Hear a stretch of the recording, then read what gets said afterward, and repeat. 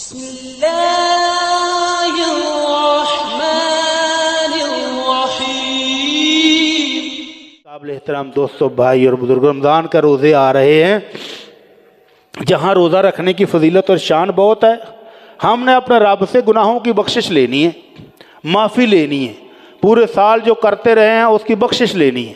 تو اللہ کے نبی صلی اللہ علیہ وسلم فرماتے ہیں من صام رمضان ایمانا واحتسابا غفر له ما تقدم من ذنبی۔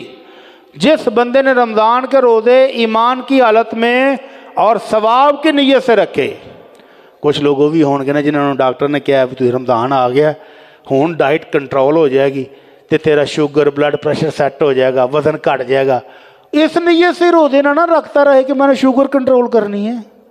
یہ تو وہ فائدے ہیں جو آٹومیٹک اللہ نے دینے ہی دینے ہیں۔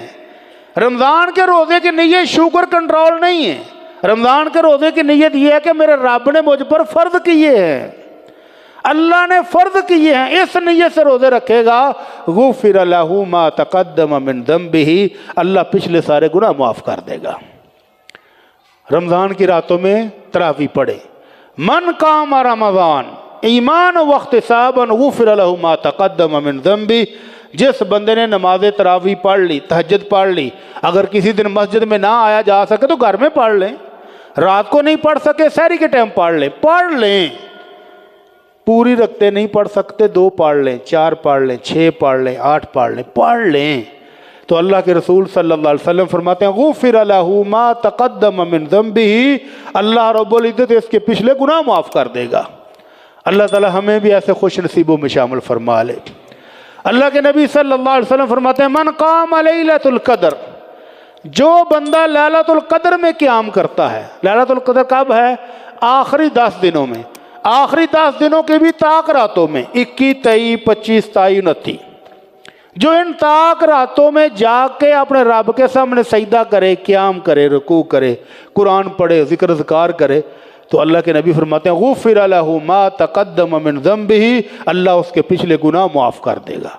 تو اس ایک مہینے میں ہمارے لیے بخشش لینے کے کتنے ذریعے جمع ہو گئے ہیں، اللہ ہمیں فائدہ اٹھانے کی توفیق عطا فرمائے۔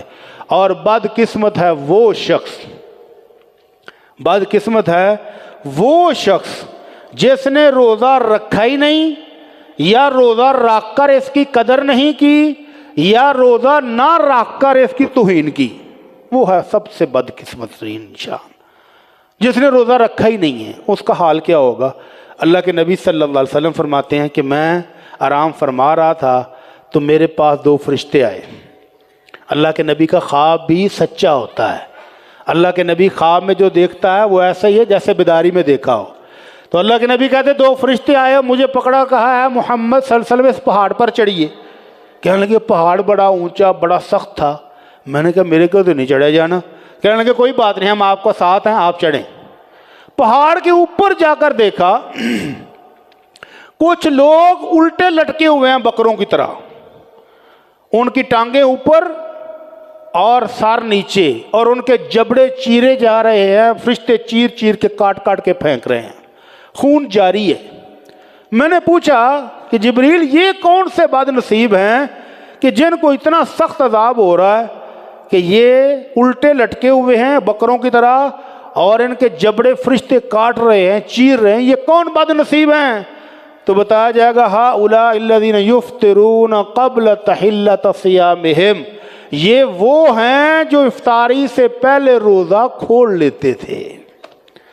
وہ نہیں ہے کہ جنہوں نے روزہ رکھا نہیں ہے، ان کے لیے تو حالات اور بھی برے ہیں۔